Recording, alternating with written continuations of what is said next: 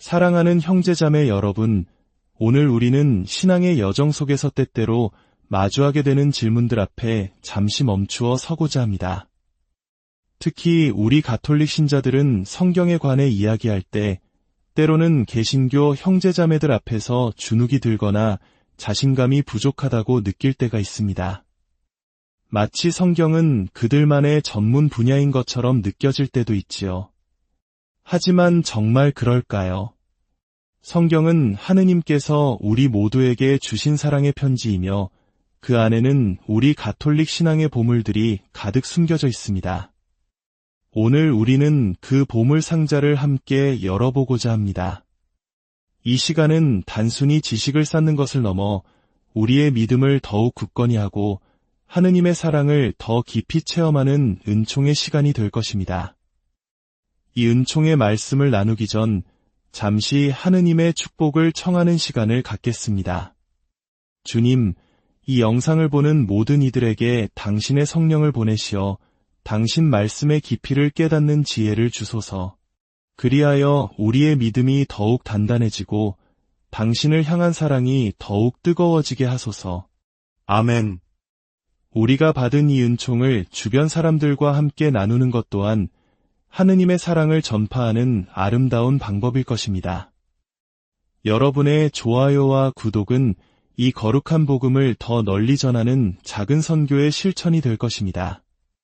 자, 이제 가톨릭 신자라면 꼭 알아야 할 성경 7구절을 통해 우리 신앙의 심장부로 여행을 시작하겠습니다. 첫 번째 구절은 교회의 본질에 관한 것입니다. 디모테오 1서 3장 15절입니다. 사도 바오로는 사랑하는 제자 디모테오에게 이렇게 편지를 씁니다. 내가 그대에게 빨리 가기를 바라면서도 이 글을 쓰는 까닭은 혹시 내가 늦어지더라도 그대가 하느님의 집안에서 어떻게 처신해야 하는지를 알게 하려는 것입니다. 이 집안은 살아계신 하느님의 교회이고 진리의 기둥이며 버팀목입니다. 진리의 기둥이며 버팀목, 이 마지막 구절에 온전히 집중해 보십시오. 한때 개신교 목회자였으나 후에 가톨릭 신자가 된 한 학자의 이야기가 있습니다.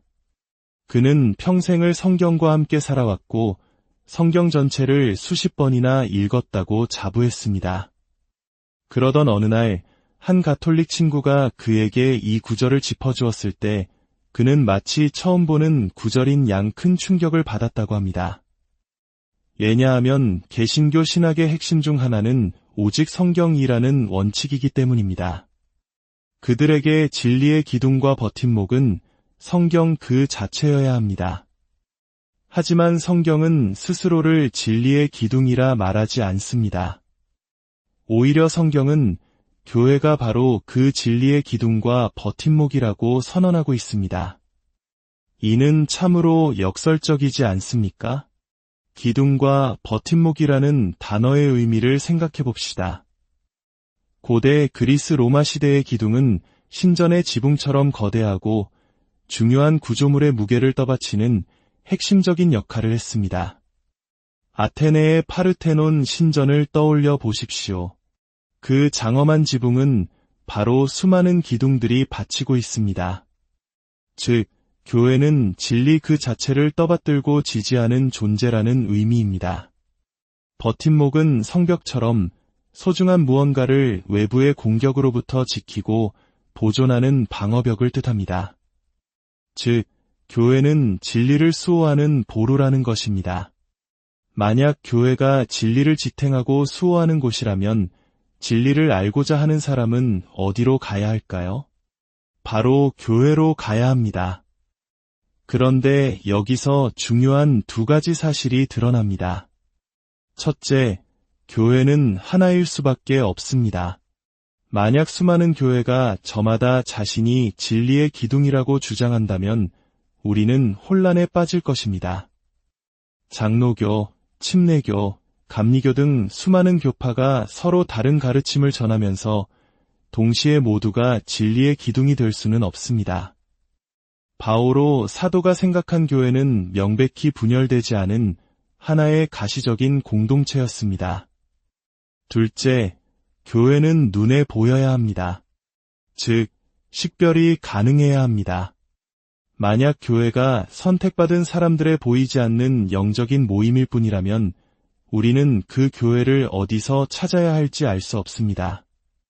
진리를 지키는 보루가 보이지 않는다면 그 보루는 우리에게 아무런 도움이 되지 못합니다.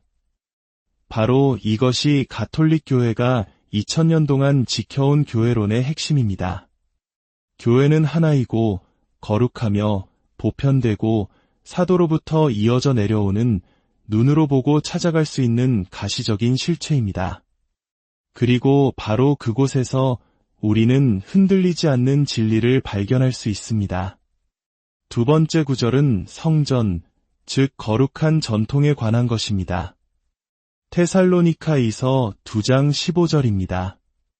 그러므로 형제 여러분, 굳건히 서서 우리의 말이나 편지로 배운 전통을 굳게 지키십시오. 이 구절 역시 오직 성경을 믿는 개신교 형제들에게는 매우 낯설게 들릴 수 있습니다. 그들에게 전통이란 인간이 만든 것, 심지어는 하느님의 말씀을 가리는 부정적인 것으로 여겨질 때가 많기 때문입니다. 실제로 일부 개신교 성경 번역본에서는 이 구절의 전통이라는 단어를 가르침이나 교훈으로 다르게 번역하기도 합니다. 앞서 이야기했던 그 학자는 이 사실을 발견하고 큰 충격을 받았습니다. 그는 신약 성경 전체에서 전통이라는 단어가 어떻게 사용되었는지 연구하기 시작했습니다. 그리고 놀라운 사실을 발견했습니다. 예수님께서 바리사이들의 인간적인 전통을 비판하실 때처럼 이 단어가 부정적으로 사용될 때는 개신교 번역본에서도 어김없이 전통이라고 번역했습니다. 하지만 바오로 사도가 우리가 전해준 거룩한 전통을 지키십시오라고 말하는 것처럼 이 단어가 긍정적으로 사용된 세 군데에서는 모두 가르침이라는 단어로 바꾸어 번역했던 것입니다. 이러한 번역을 읽고 자란 사람은 전통에 대해 부정적인 인식을 가질 수밖에 없습니다. 하지만 원문인 그리스어 성경은 분명히 말합니다. 전통에는 인간적인 전통도 있지만 사도들을 통해 예수님으로부터 직접 전해진 거룩한 전통이 있다는 것을요. 바오로 사도는 말합니다. 우리의 말이나 편지로 배운 전통이라고. 편지는 기록된 말씀, 즉 오늘날 우리가 가진 성경의 일부가 되었습니다. 그렇다면 말은 무엇일까요? 바로 사도들이 직접 입으로 전한 가르침, 즉 성전입니다. 가톨릭 교회는 하느님의 말씀이 성경과 성전이라는 두 가지 양식을 통해 우리에게 전달된다고 가르칩니다. 이 두 가지는 서로 다른 두 개의 강이 아니라 하나의 거룩한 샘에서 흘러나와 교회의 보물창고에 모이는 두 줄기의 물과 같습니다. 세 번째 구절은 성경 해석의 원칙에 대한 것입니다. 베드로이서 1장 20절입니다. 무엇보다도 먼저 이것을 알아야 합니다. 성경의 어떠한 예언도 임의로 해석해서는 안 됩니다. 이 구절은 너무나도 명확합니다. 성경은 개인의 사적인 생각이나 느낌으로 마음대로 해석할 수 있는 책이 아니라는 것입니다. 왜냐하면 바로 다음 구절에서 베드로 사도는 예언은 결코 인간의 뜻에서 나온 것이 아니라 사람들이 성령에 이끌려 하느님에게서 받아 전한 것이기 때문입니다. 라고 설명합니다.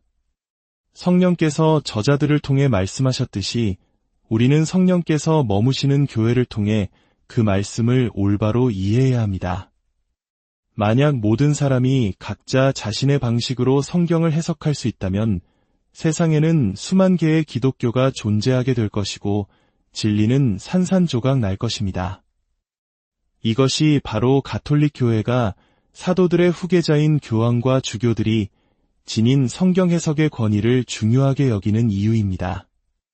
우리는 개인의 해석이 아니라 2000년간 성령의 인도하심 안에서 교회가 지켜온 해석에 귀를 기울여야 합니다. 네 번째 구절은 우리가 죄를 용서받는 길, 바로 고해성사에 관한 것입니다. 요한복음 20장 22절에서 23절입니다.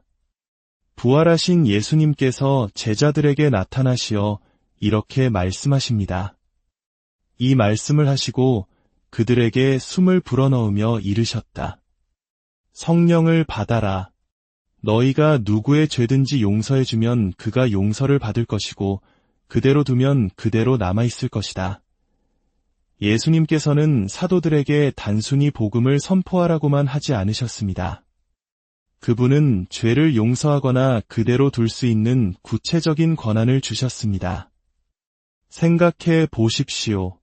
사도들이 누군가의 죄를 용서하거나 판단하려면 그 죄가 무엇인지 먼저 알아야 하지 않겠습니까? 이는 필연적으로 신자들이 사도들에게 자신의 죄를 고백하는 행위를 전제합니다.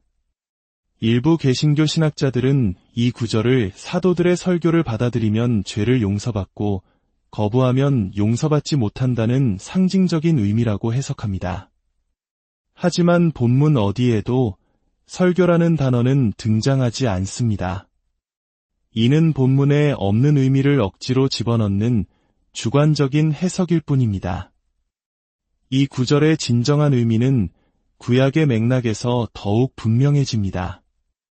구약시대에 이스라엘 백성이 죄를 용서받기 위해 찾아갔던 사람은 누구였을까요?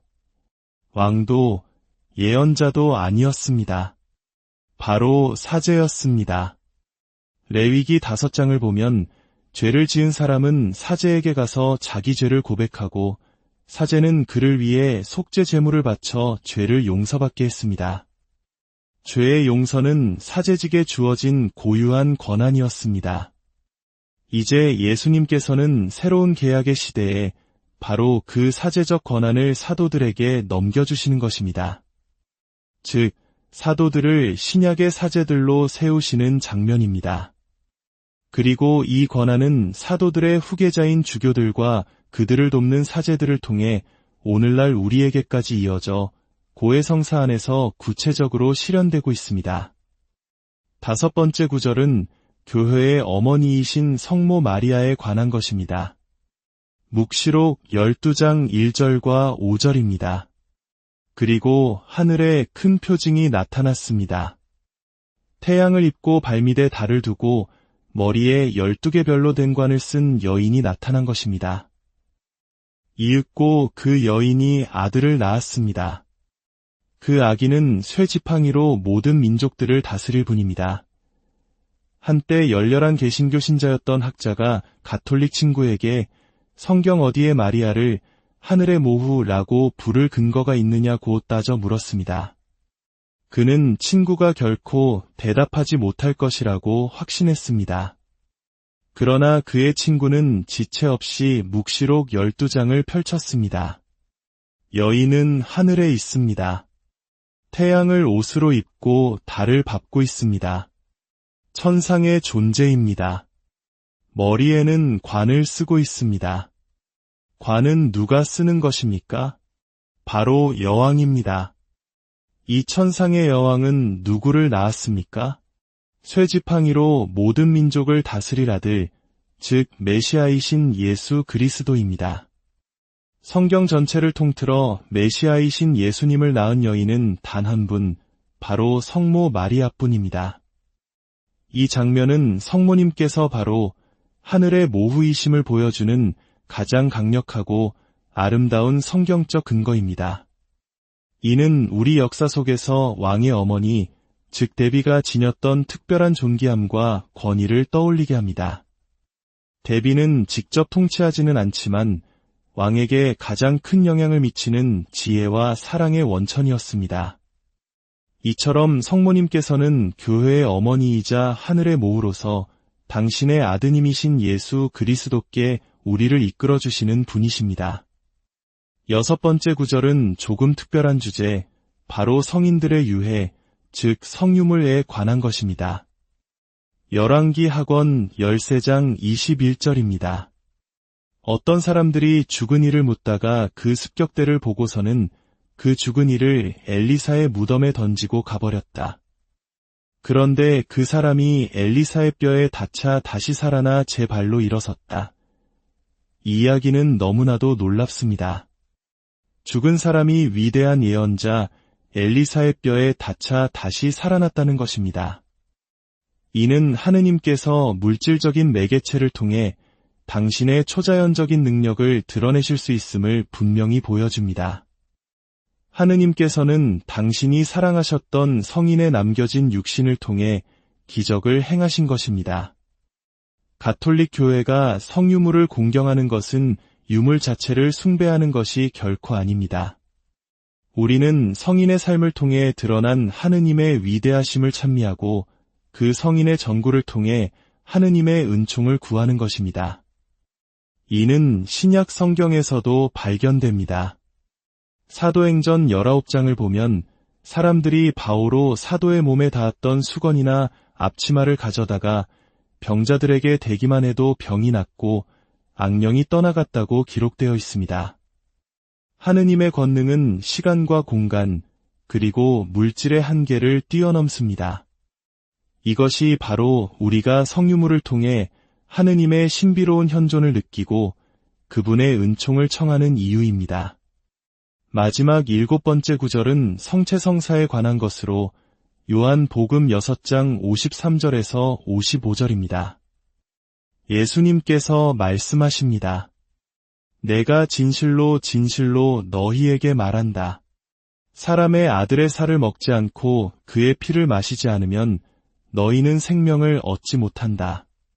내 살을 먹고 내 피를 마시는 사람은 영원한 생명을 얻고 나도 마지막 날에 그를 다시 살릴 것이다. 내 살은 참된 양식이고 내 피는 참된 음료다. 이 말씀은 비유나 상징이 아닙니다. 예수님께서는 너무나도 직접적이고 분명하게 말씀하셨습니다. 많은 제자들이 이 말씀을 듣고 이 말씀은 듣기 거북하다. 누가 듣고 있을 수 있겠는가? 라며 그분을 떠나갔습니다. 만약 이 말씀이 단순한 상징이었다면 예수님께서는 떠나가는 그들을 붙잡고 오해하지 마라. 그것은 단지 상징일 뿐이다. 라고 설명해 주셨을 것입니다. 하지만 예수님께서는 그렇게 하지 않으셨습니다. 오히려 남은 12 제자에게 너희도 떠나고 싶으냐? 라고 물으십니다. 이에 베드로는 이렇게 대답합니다. 주님, 저희가 누구에게 가겠습니까? 주님께는 영원한 생명의 말씀이 있습니다. 가톨릭 신자들은 2000년 동안 베드로의 이 신앙 고백 위에 서 있습니다. 우리는 미사 중에 축성된 빵과 포도주가 단순히 빵과 포도주가 아니라 참으로 우리를 위해 십자가에서 희생되신 예수 그리스도의 몸과 피, 즉 성체임을 믿습니다. 우리는 성체를 모심으로써 그분의 생명에 동참하고 영원한 생명을 약속받습니다. 사랑하는 형제자매 여러분, 오늘 우리는 7개의 성경 구절을 통해 우리 가톨릭 신앙의 핵심적인 진리들을 다시 한번 확인했습니다. 이 지식들이 다른 이들과의 논쟁에서 이기기 위한 무기가 아니라 우리 자신의 믿음을 더욱 깊게 하고 하느님과 더욱 친밀해지는 사랑의 다리가 되기를 소망합니다. 성경을 펼치십시오. 그 안에서 교회를 발견하고 거룩한 전통의 목소리를 들으며 하느님의 자비로운 용서를 체험하고 하늘의 어머니와 함께 기뻐하며 성인들의 모범을 따르고 마침내 예수 그리스도의 몸과 피로 하나가 되십시오. 주님께서 여러분과 함께 또한 사제의 영과 함께 전능하신 천주 성부와 성자와 성령께서는 여기 모인 모든 이에게 사랑하는 형제자매 여러분, 오늘 우리는 신앙의 여정 속에서 때때로 마주하게 되는 질문들 앞에 잠시 멈추어 서고자 합니다. 특히 우리 가톨릭 신자들은 성경에 관해 이야기할 때 때로는 개신교 형제자매들 앞에서 주눅이 들거나 자신감이 부족하다고 느낄 때가 있습니다. 마치 성경은 그들만의 전문 분야인 것처럼 느껴질 때도 있지요. 하지만 정말 그럴까요? 성경은 하느님께서 우리 모두에게 주신 사랑의 편지이며 그 안에는 우리 가톨릭 신앙의 보물들이 가득 숨겨져 있습니다. 오늘 우리는 그 보물 상자를 함께 열어보고자 합니다. 이 시간은 단순히 지식을 쌓는 것을 넘어 우리의 믿음을 더욱 굳건히 하고 하느님의 사랑을 더 깊이 체험하는 은총의 시간이 될 것입니다. 이 은총의 말씀을 나누기 전 잠시 하느님의 축복을 청하는 시간을 갖겠습니다. 주님, 이 영상을 보는 모든 이들에게 당신의 성령을 보내시어 당신 말씀의 깊이를 깨닫는 지혜를 주소서. 그리하여 우리의 믿음이 더욱 단단해지고 당신을 향한 사랑이 더욱 뜨거워지게 하소서. 아멘. 우리가 받은 이 은총을 주변 사람들과 함께 나누는 것 또한 하느님의 사랑을 전파하는 아름다운 방법일 것입니다. 여러분의 좋아요와 구독은 이 거룩한 복음을 더 널리 전하는 작은 선교의 실천이 될 것입니다. 자, 이제 가톨릭 신자라면 꼭 알아야 할 성경 7구절을 통해 우리 신앙의 심장부로 여행을 시작하겠습니다. 첫 번째 구절은 교회의 본질에 관한 것입니다. 디모테오 1서 3장 15절입니다. 사도 바오로는 사랑하는 제자 디모테오에게 이렇게 편지를 씁니다. 내가 그대에게 빨리 가기를 바라면서도 이 글을 쓰는 까닭은 혹시 내가 늦어지더라도 그대가 하느님의 집안에서 어떻게 처신해야 하는지를 알게 하려는 것입니다. 이 집안은 살아계신 하느님의 교회이고 진리의 기둥이며 버팀목입니다. 진리의 기둥이며 버팀목, 이 마지막 구절에 온전히 집중해 보십시오. 한때 개신교 목회자였으나 후에 가톨릭 신자가 된 한 학자의 이야기가 있습니다. 그는 평생을 성경과 함께 살아왔고 성경 전체를 수십 번이나 읽었다고 자부했습니다. 그러던 어느 날 한 가톨릭 친구가 그에게 이 구절을 짚어주었을 때 그는 마치 처음 보는 구절인 양 큰 충격을 받았다고 합니다. 왜냐하면 개신교 신학의 핵심 중 하나는 오직 성경이라는 원칙이기 때문입니다. 그들에게 진리의 기둥과 버팀목은 성경 그 자체여야 합니다. 하지만 성경은 스스로를 진리의 기둥이라 말하지 않습니다. 오히려 성경은 교회가 바로 그 진리의 기둥과 버팀목이라고 선언하고 있습니다. 이는 참으로 역설적이지 않습니까? 기둥과 버팀목이라는 단어의 의미를 생각해 봅시다. 고대 그리스 로마 시대의 기둥은 신전의 지붕처럼 거대하고 중요한 구조물의 무게를 떠받치는 핵심적인 역할을 했습니다. 아테네의 파르테논 신전을 떠올려 보십시오. 그 장엄한 지붕은 바로 수많은 기둥들이 받치고 있습니다. 즉, 교회는 진리 그 자체를 떠받들고 지지하는 존재라는 의미입니다. 버팀목은 성벽처럼 소중한 무언가를 외부의 공격으로부터 지키고 보존하는 방어벽을 뜻합니다. 즉, 교회는 진리를 수호하는 보루라는 것입니다. 만약 교회가 진리를 지탱하고 수호하는 곳이라면 진리를 알고자 하는 사람은 어디로 가야 할까요? 바로 교회로 가야 합니다. 그런데 여기서 중요한 두 가지 사실이 드러납니다. 첫째, 교회는 하나일 수밖에 없습니다. 만약 수많은 교회가 저마다 자신이 진리의 기둥이라고 주장한다면 우리는 혼란에 빠질 것입니다. 장로교, 침례교, 감리교 등 수많은 교파가 서로 다른 가르침을 전하면서 동시에 모두가 진리의 기둥이 될 수는 없습니다. 바오로 사도가 생각한 교회는 명백히 분열되지 않은 하나의 가시적인 공동체였습니다. 둘째, 교회는 눈에 보여야 합니다. 즉, 식별이 가능해야 합니다. 만약 교회가 선택받은 사람들의 보이지 않는 영적인 모임일 뿐이라면 우리는 그 교회를 어디서 찾아야 할지 알 수 없습니다. 진리를 지키는 보루가 보이지 않는다면 그 보루는 우리에게 아무런 도움이 되지 못합니다. 바로 이것이 가톨릭 교회가 2000년 동안 지켜온 교회론의 핵심입니다. 교회는 하나이고 거룩하며 보편되고 사도로부터 이어져 내려오는 눈으로 보고 찾아갈 수 있는 가시적인 실체입니다. 그리고 바로 그곳에서 우리는 흔들리지 않는 진리를 발견할 수 있습니다. 두 번째 구절은 성전, 즉 거룩한 전통에 관한 것입니다. 테살로니가이서 2장 15절입니다.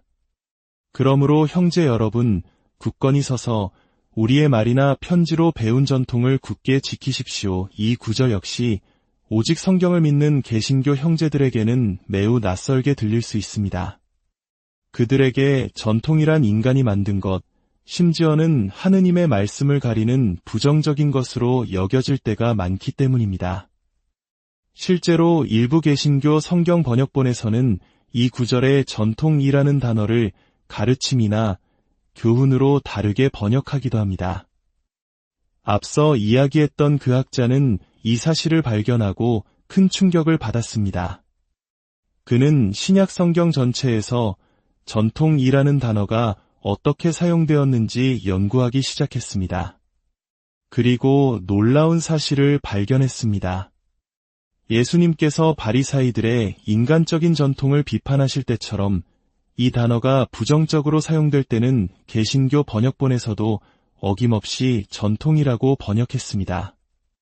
하지만 바오로 사도가 우리가 전해준 거룩한 전통을 지키십시오라고 말하는 것처럼 이 단어가 긍정적으로 사용된 세 군데에서는 모두 가르침이라는 단어로 바꾸어 번역했던 것입니다.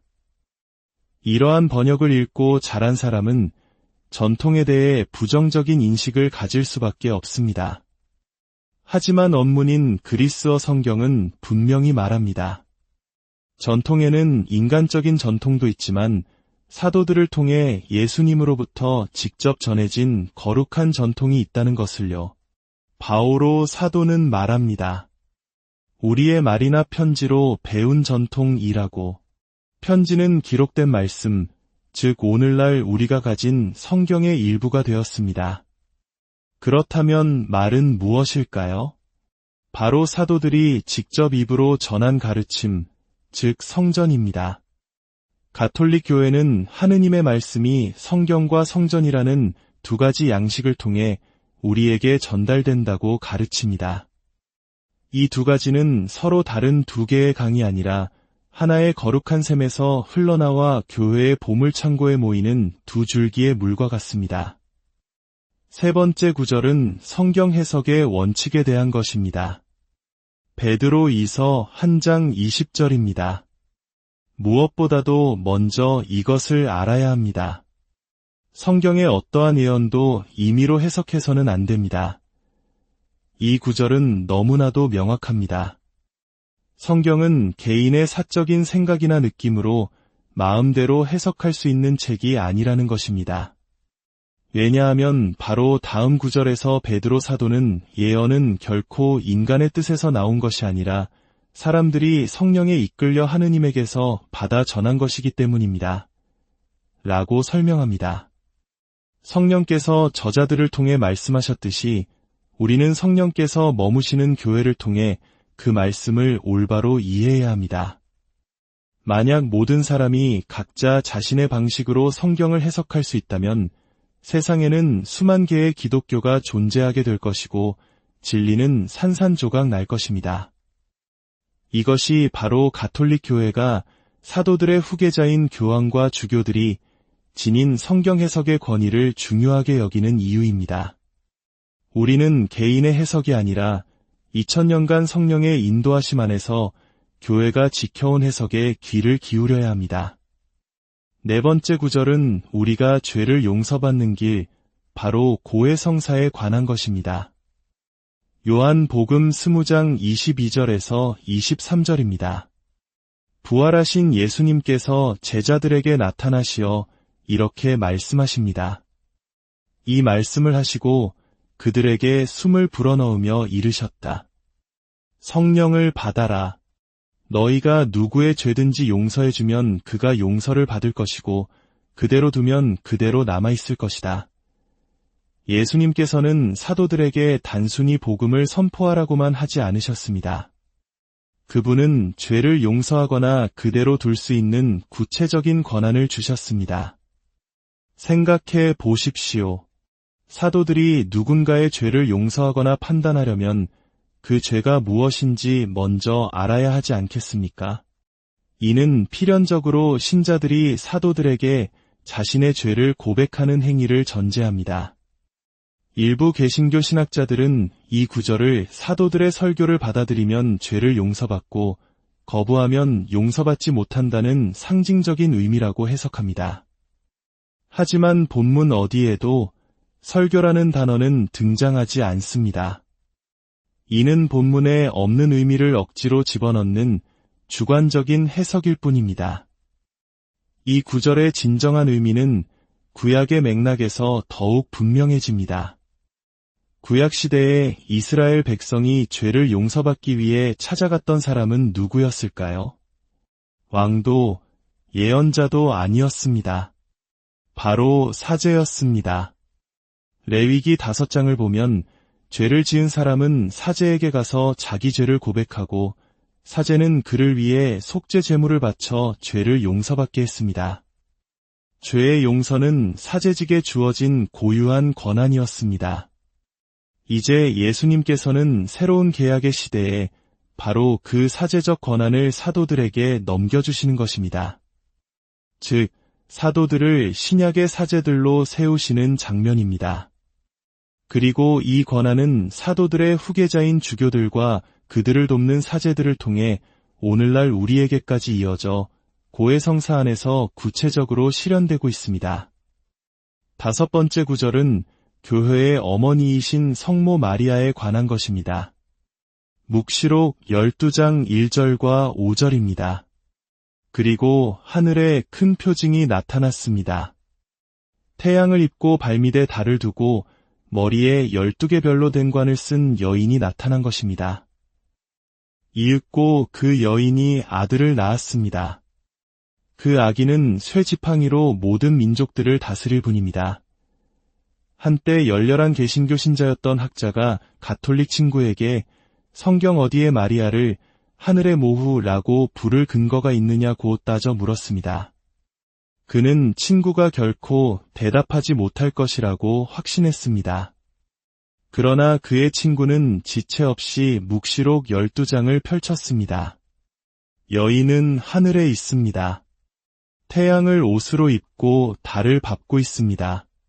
천상의 존재입니다. 머리에는 관을 쓰고 있습니다. 관은 누가 쓰는 것입니까? 바로 여왕입니다. 이 천상의 여왕은 누구를 낳았습니까? 쇠지팡이로 모든 민족을 다스릴 아들, 즉 메시아이신 예수 그리스도입니다. 성경 전체를 통틀어 메시아이신 예수님을 낳은 여인은 단 한 분, 바로 성모 마리아뿐입니다. 이 장면은 성모님께서 바로 하늘의 모후이심을 보여주는 가장 강력하고 아름다운 성경적 근거입니다. 이는 우리 역사 속에서 왕의 어머니, 즉 데비가 지녔던 특별한 존귀함과 권위를 떠올리게 합니다. 데비는 직접 통치하지는 않지만 왕에게 가장 큰 영향을 미치는 지혜와 사랑의 원천이었습니다. 이처럼 성모님께서는 교회의 어머니이자 하늘의 모후로서 당신의 아드님이신 예수 그리스도께 우리를 이끌어주시는 분이십니다. 6번째 구절은 조금 특별한 주제, 바로 성인들의 유해, 즉 성유물에 관한 것입니다. 열왕기 하권 13장 21절입니다. 어떤 사람들이 죽은 이를 묻다가 그 습격대를 보고서는 그 죽은 이를 엘리사의 무덤에 던지고 가버렸다. 그런데 그 사람이 엘리사의 뼈에 닿자 다시 살아나 제 발로 일어섰다. 이 이야기는 너무나도 놀랍습니다. 죽은 사람이 위대한 예언자 엘리사의 뼈에 닿자 다시 살아났다는 것입니다. 이는 하느님께서 물질적인 매개체를 통해 당신의 초자연적인 능력을 드러내실 수 있음을 분명히 보여줍니다. 하느님께서는 당신이 사랑하셨던 성인에 남겨진 육신을 통해 기적을 행하신 것입니다. 가톨릭 교회가 성유물을 공경하는 것은 유물 자체를 숭배하는 것이 결코 아닙니다. 우리는 성인의 삶을 통해 드러난 하느님의 위대하심을 찬미하고 그 성인의 전구를 통해 하느님의 은총을 구하는 것입니다. 이는 신약 성경에서도 발견됩니다. 사도행전 19장을 보면 사람들이 바오로 사도의 몸에 닿았던 수건이나 앞치마를 가져다가 병자들에게 대기만 해도 병이 낫고 악령이 떠나갔다고 기록되어 있습니다. 하느님의 권능은 시간과 공간, 그리고 물질의 한계를 뛰어넘습니다. 이것이 바로 우리가 성유물을 통해 하느님의 신비로운 현존을 느끼고 그분의 은총을 청하는 이유입니다. 마지막 7번째 구절은 성체성사에 관한 것으로 요한복음 6장 53절에서 55절입니다. 예수님께서 말씀하십니다. 내가 진실로 진실로 너희에게 말한다. 사람의 아들의 살을 먹지 않고 그의 피를 마시지 않으면 너희는 생명을 얻지 못한다.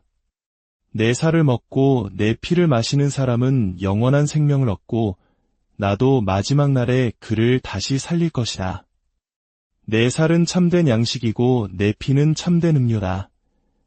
이 말씀은 비유나 상징이 아닙니다. 예수님께서는 너무나도 직접적이고 분명하게 말씀하셨습니다. 많은 제자들이 이 말씀을 듣고 이 말씀은 듣기 거북하다. 누가 듣고 있을 수 있겠는가? 라며 그분을 떠나갔습니다. 만약 이 말씀이 단순한 상징이었다면 예수님께서는 떠나가는 그들을 붙잡고 오해하지 마라. 그것은 단지 상징일 뿐이다. 라고 설명해 주셨을 것입니다. 하지만 예수님께서는 그렇게 하지 않으셨습니다. 오히려 남은 12 제자에게 너희도 떠나고 싶으냐? 라고 물으십니다. 이에 베드로는 이렇게 대답합니다. 주님, 저희가 누구에게 가겠습니까? 주님께는 영원한 생명의 말씀이 있습니다. 가톨릭 신자들은 2000년 동안 베드로의 이 신앙 고백 위에 서 있습니다. 우리는 미사 중에 축성된 빵과 포도주가 단순히 빵과 포도주가 아니라 참으로 우리를 위해 십자가에서 희생되신 예수 그리스도의 몸과 피, 즉 성체임을 믿습니다. 우리는 성체를 모심으로써 그분의 생명에 동참하고 영원한 생명을 약속받습니다. 사랑하는 형제자매 여러분, 오늘 우리는 7개의 성경 구절을 통해 우리 가톨릭 신앙의 핵심적인 진리들을 다시 한번 확인했습니다. 이 지식들이 다른 이들과의 논쟁에서 이기기 위한 무기가 아니라 우리 자신의 믿음을 더욱 깊게 하고 하느님과 더욱 친밀해지는 사랑의 다리가 되기를 소망합니다. 성경을 펼치십시오. 그 안에서 교회를 발견하고 거룩한 전통의 목소리를 들으며 하느님의 자비로운 용서를 체험하고 하늘의 어머니와 함께 기뻐하며 성인들의 모범을 따르고 마침내 예수 그리스도의 몸과 피로 하나가 되십시오. 주님께서 여러분과 함께 또한 사제의 영과 함께 전능하신 천주성부와 성자와 성령께서는 여기 모인 모든 이에게 사랑하는 형제자매 여러분, 오늘 우리는 신앙의 여정 속에서 때때로 마주하게 되는 질문들 앞에 잠시 멈추어 서고자 합니다.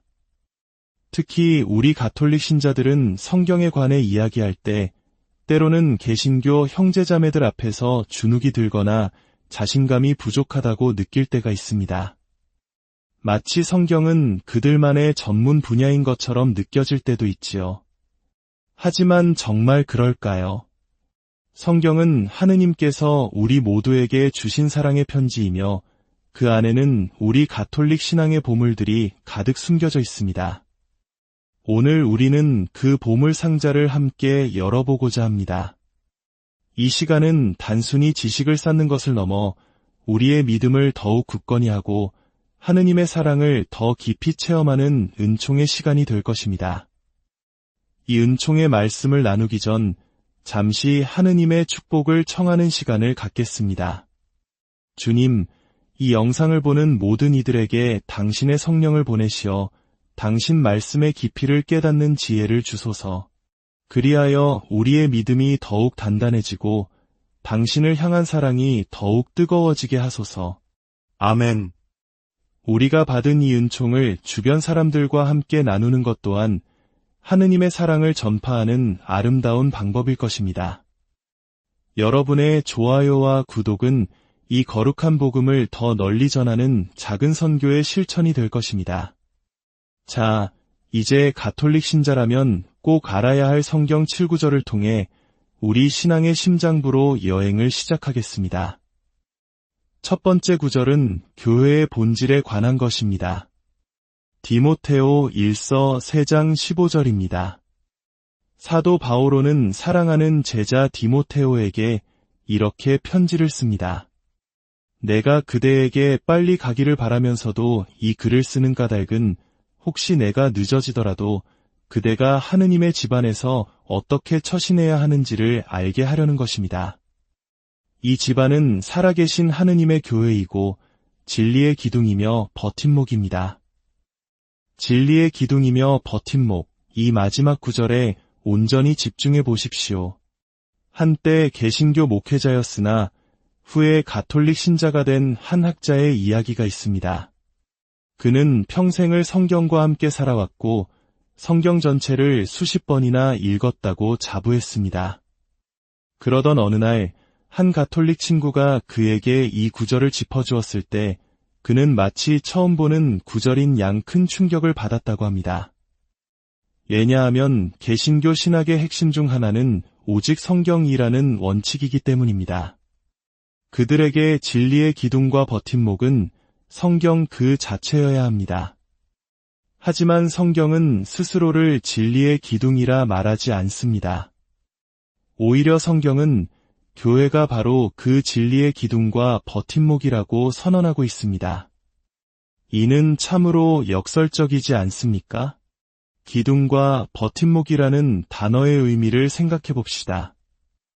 고대 그리스 로마 시대의 기둥은 신전의 지붕처럼 거대하고 중요한 구조물의 무게를 떠받치는 핵심적인 역할을 했습니다. 아테네의 파르테논 신전을 떠올려 보십시오. 그 장엄한 지붕은 바로 수많은 기둥들이 받치고 있습니다. 즉, 교회는 진리 그 자체를 떠받들고 지지하는 존재라는 의미입니다. 버팀목은 성벽처럼 소중한 무언가를 외부의 공격으로부터 지키고 보존하는 방어벽을 뜻합니다. 즉, 교회는 진리를 수호하는 보루라는 것입니다. 만약 교회가 진리를 지탱하고 수호하는 곳이라면 진리를 알고자 하는 사람은 어디로 가야 할까요? 바로 교회로 가야 합니다. 그런데 여기서 중요한 두 가지 사실이 드러납니다. 첫째, 교회는 하나일 수밖에 없습니다.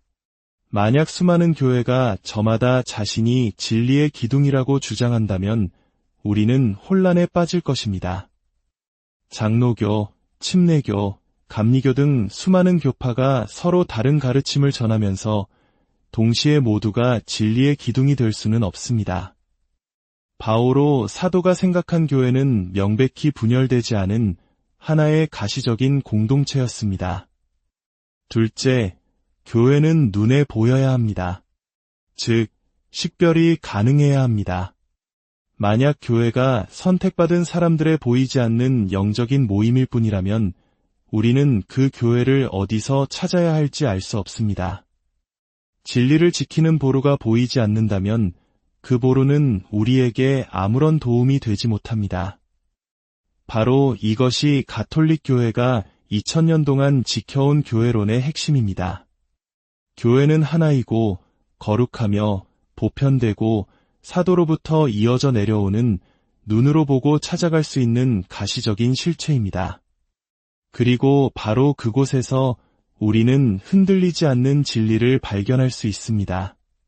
두 번째 구절은 성전, 즉 거룩한 전통에 관한 것입니다. 테살로니카이서 2장 15절입니다. 그러므로 형제 여러분, 굳건히 서서 우리의 말이나 편지로 배운 전통을 굳게 지키십시오. 이 구절 역시 오직 성경을 믿는 개신교 형제들에게는 매우 낯설게 들릴 수 있습니다. 그들에게 전통이란 인간이 만든 것, 심지어는 하느님의 말씀을 가리는 부정적인 것으로 여겨질 때가 많기 때문입니다. 실제로 일부 개신교 성경 번역본에서는 이 구절에 전통이라는 단어를 가르침이나 교훈으로 다르게 번역하기도 합니다. 앞서 이야기했던 그 학자는 이 사실을 발견하고 큰 충격을 받았습니다. 그는 신약 성경 전체에서 전통이라는 단어가 어떻게 사용되었는지 연구하기 시작했습니다. 그리고 놀라운 사실을 발견했습니다. 예수님께서 바리사이들의 인간적인 전통을 비판하실 때처럼 이 단어가 부정적으로 사용될 때는 개신교 번역본에서도 어김없이 전통이라고 번역했습니다. 하지만 바오로 사도가 우리가 전해준 거룩한 전통을 지키십시오라고 말하는 것처럼 이 단어가 긍정적으로 사용된 세 군데에서는 모두 가르침이라는 단어로 바꾸어 번역했던 것입니다. 이러한 번역을 읽고 자란 사람은 전통에 대해 부정적인 인식을 가질 수밖에 없습니다. 하지만 원문인 그리스어 성경은 분명히 말합니다. 전통에는 인간적인 전통도 있지만 사도들을 통해 예수님으로부터 직접 전해진 거룩한 전통이 있다는 것을요. 바오로 사도는 말합니다. 우리의 말이나 편지로 배운 전통이라고. 편지는 기록된 말씀, 즉 오늘날 우리가 가진 성경의 일부가 되었습니다. 그렇다면 말은 무엇일까요? 바로 사도들이 직접 입으로 전한 가르침, 즉 성전입니다. 가톨릭 교회는 하느님의 말씀이 성경과 성전이라는 두 가지 양식을 통해 우리에게 전달된다고 가르칩니다.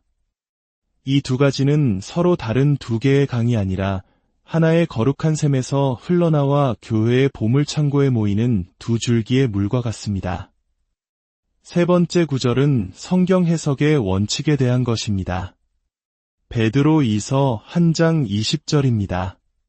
무엇보다도 먼저 이것을 알아야 합니다. 성경의 어떠한 예언도 임의로 해석해서는 안 됩니다. 이 구절은 너무나도 명확합니다. 성경은 개인의 사적인 생각이나 느낌으로 마음대로 해석할 수 있는 책이 아니라는 것입니다. 왜냐하면 바로 다음 구절에서 베드로 사도는 예언은 결코 인간의 뜻에서 나온 것이 아니라 사람들이 성령에 이끌려 하느님에게서 받아 전한 것이기 때문입니다. 라고 설명합니다. 성령께서 저자들을 통해 말씀하셨듯이 우리는 성령께서 머무시는 교회를 통해 그 말씀을 올바로 이해해야 합니다. 만약 모든 사람이 각자 자신의 방식으로 성경을 해석할 수 있다면 세상에는 수만 개의 기독교가 존재하게 될 것이고 진리는 산산조각 날 것입니다. 이것이 바로 가톨릭 교회가 사도들의 후계자인 교황과 주교들이 지닌 성경 해석의 권위를 중요하게 여기는 이유입니다. 우리는 개인의 해석이 아니라 2000년간 성령의 인도하심 안에서 교회가 지켜온 해석에 귀를 기울여야 합니다. 네 번째 구절은 우리가 죄를 용서받는 길, 바로 고해성사에 관한 것입니다. 요한복음 20장 22절에서 23절입니다. 부활하신 예수님께서 제자들에게 나타나시어 이렇게 말씀하십니다. 이 말씀을 하시고 그들에게 숨을 불어넣으며 이르셨다. 성령을 받아라. 너희가 누구의 죄든지 용서해주면 그가 용서를 받을 것이고 그대로 두면 그대로 남아있을 것이다. 예수님께서는 사도들에게 단순히 복음을 선포하라고만 하지 않으셨습니다. 그분은 죄를 용서하거나 그대로 둘 수 있는 구체적인 권한을 주셨습니다. 생각해 보십시오. 사도들이 누군가의 죄를 용서하거나 판단하려면 그 죄가 무엇인지 먼저 알아야 하지 않겠습니까? 이는 필연적으로 신자들이 사도들에게 자신의 죄를 고백하는 행위를 전제합니다. 일부 개신교 신학자들은 이 구절을 사도들의 설교를 받아들이면 죄를 용서받고 거부하면 용서받지 못한다는 상징적인 의미라고 해석합니다. 하지만 본문 어디에도 설교라는 단어는 등장하지 않습니다. 이는 본문에 없는 의미를 억지로 집어넣는 주관적인 해석일 뿐입니다. 이 구절의 진정한 의미는 구약의 맥락에서 더욱 분명해집니다. 구약시대에 이스라엘 백성이 죄를 용서받기 위해 찾아갔던 사람은 누구였을까요? 왕도, 예언자도 아니었습니다. 바로 사제였습니다. 레위기 5장을 보면 죄를 지은 사람은 사제에게 가서 자기 죄를 고백하고 사제는 그를 위해 속죄 제물을 바쳐 죄를 용서받게 했습니다. 죄의 용서는 사제직에 주어진 고유한 권한이었습니다. 이제 예수님께서는 새로운 계약의 시대에 바로 그 사제적 권한을 사도들에게 넘겨주시는 것입니다. 즉, 사도들을 신약의 사제들로 세우시는 장면입니다. 그리고 이 권한은 사도들의 후계자인 주교들과 그들을 돕는 사제들을 통해 오늘날 우리에게까지 이어져 고해성사 안에서 구체적으로 실현되고 있습니다. 5번째 구절은 교회의 어머니이신 성모 마리아에 관한 것입니다. 묵시록 12장 1절과 5절입니다.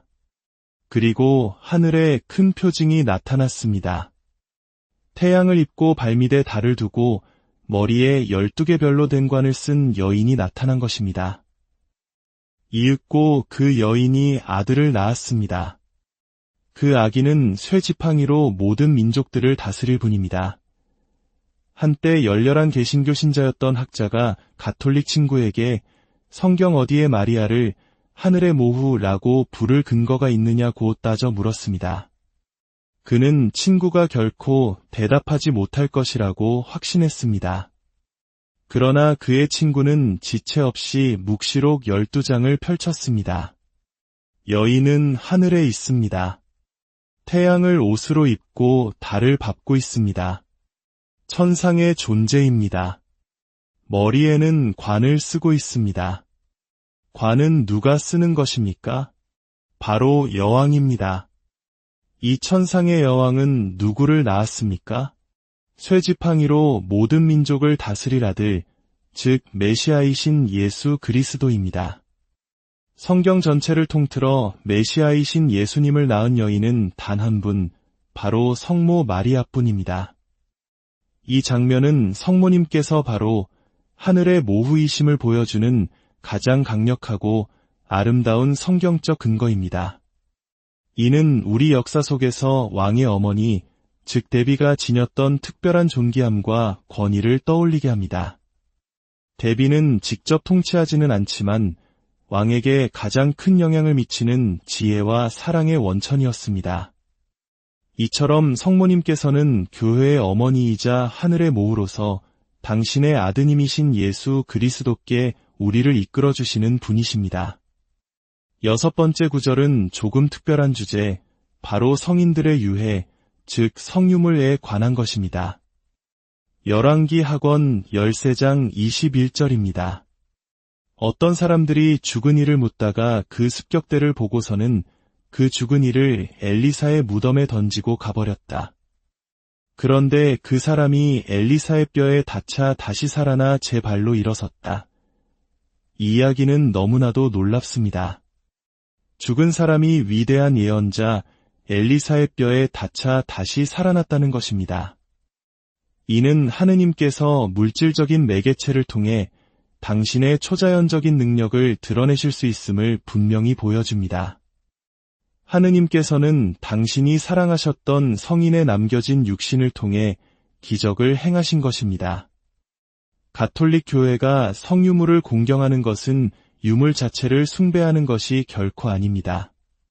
우리는 성인의 삶을 통해 드러난 하느님의 위대하심을 찬미하고 그 성인의 전구를 통해 하느님의 은총을 구하는 것입니다. 이는 신약 성경에서도 발견됩니다. 사도행전 19장을 보면 사람들이 바오로 사도의 몸에 닿았던 수건이나 앞치마를 가져다가 병자들에게 대기만 해도 병이 낫고 악령이 떠나갔다고 기록되어 있습니다.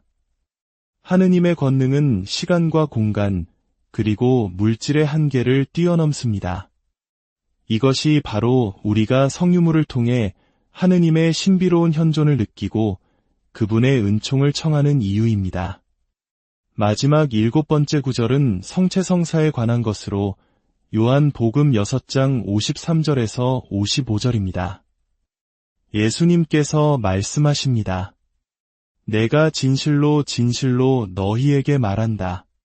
사람의 아들의 살을 먹지 않고 그의 피를 마시지 않으면 너희는 생명을 얻지 못한다. 내 살을 먹고 내 피를 마시는 사람은 영원한 생명을 얻고 나도 마지막 날에 그를 다시 살릴 것이다. 내 살은 참된 양식이고 내 피는 참된 음료다. 이 말씀은 비유나 상징이 아닙니다. 예수님께서는 너무나도 직접적이고 분명하게 말씀하셨습니다. 많은 제자들이 이 말씀을 듣고 이 말씀은 듣기 거북하다. 누가 듣고 있을 수 있겠는가? 라며 그분을 떠나갔습니다. 만약 이 말씀이 단순한 상징이었다면 예수님께서는 떠나가는 그들을 붙잡고 오해하지 마라. 그것은 단지 상징일 뿐이다. 라고 설명해 주셨을 것입니다. 하지만 예수님께서는 그렇게 하지 않으셨습니다. 오히려 남은 12 제자에게 너희도 떠나고 싶으냐? 라고 물으십니다. 이에 베드로는 이렇게 대답합니다. 주님, 저희가 누구에게 가겠습니까? 주님께는 영원한 생명의 말씀이 있습니다. 가톨릭 신자들은 2000년 동안 베드로의 이 신앙 고백 위에 서 있습니다. 우리는 미사 중에 축성된 빵과 포도주가 단순히 빵과 포도주가 아니라 참으로 우리를 위해 십자가에서 희생되신 예수 그리스도의 몸과 피, 즉 성체임을 믿습니다. 우리는 성체를 모심으로써 그분의 생명에 동참하고 영원한 생명을 약속받습니다. 사랑하는 형제자매 여러분, 오늘 우리는 7개의 성경 구절을 통해 우리 가톨릭 신앙의 핵심적인 진리들을 다시 한번 확인했습니다.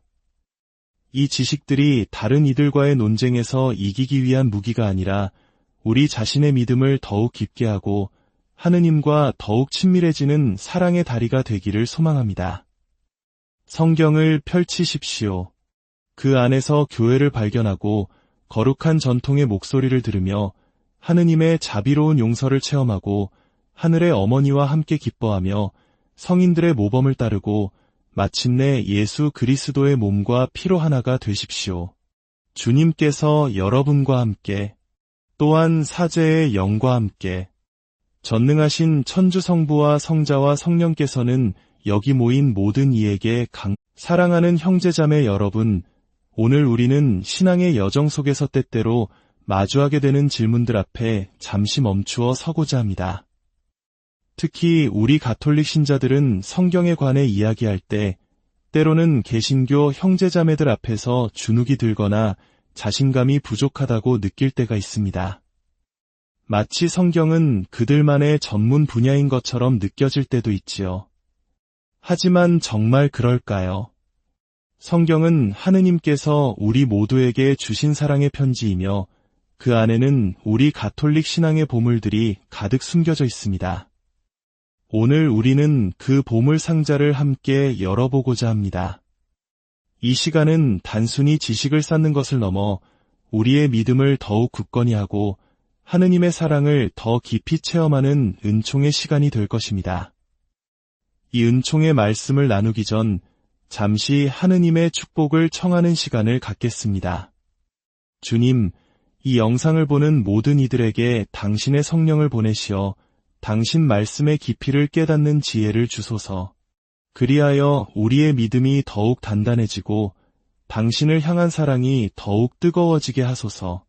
아멘. 우리가 받은 이 은총을 주변 사람들과 함께 나누는 것 또한 하느님의 사랑을 전파하는 아름다운 방법일 것입니다. 여러분의 좋아요와 구독은 이 거룩한 복음을 더 널리 전하는 작은 선교의 실천이 될 것입니다. 자, 이제 가톨릭 신자라면 꼭 알아야 할 성경 7구절을 통해 우리 신앙의 심장부로 여행을 시작하겠습니다. 첫 번째 구절은 교회의 본질에 관한 것입니다. 디모테오 1서 3장 15절입니다. 사도 바오로는 사랑하는 제자 디모테오에게 이렇게 편지를 씁니다. 내가 그대에게 빨리 가기를 바라면서도 이 글을 쓰는 까닭은 혹시 내가 늦어지더라도 그대가 하느님의 집안에서 어떻게 처신해야 하는지를 알게 하려는 것입니다. 이 집안은 살아계신 하느님의 교회이고 진리의 기둥이며 버팀목입니다. 진리의 기둥이며